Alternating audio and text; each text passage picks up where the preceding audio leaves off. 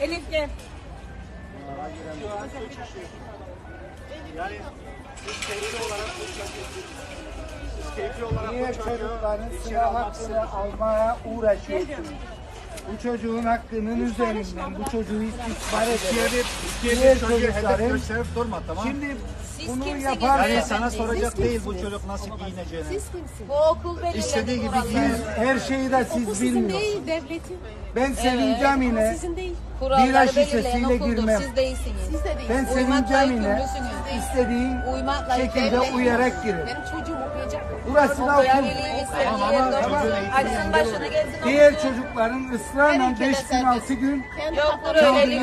Ve bu Kendinize çocuğun göre üstüne yorumlarsınız her şeyi. Siz karışamazsınız. Bu okul devletin okulu. Siyasetçi değiliz ki, politika. Okuyacak. Kurallara politika uysun. yapıyorsunuz çocuğun üzerinden, evet. Kurallara uysun, Evet. okusun. Siyasal İslam'ın ne olduğunu bana mı öğreteceksin? Senin de değil. Senin de değil. Senin de değil. Senin de değil. Sen devlet değilsin canım.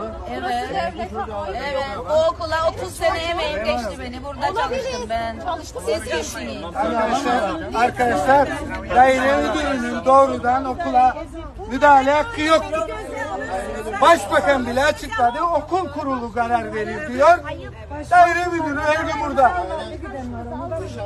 Her gün burada. Mesele çocuğu istismar eden başkaları öğretmenleri suçlu göstermeye çalışıyor.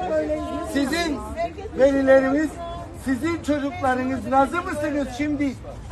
Girsin de hepsini iptal edelim. Sınav duracak.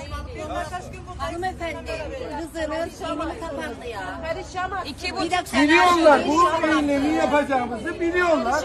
Israrla diğer çocukları 700 Hukuk patronuna esir bir aldılar. öğrenci okula giremezsin.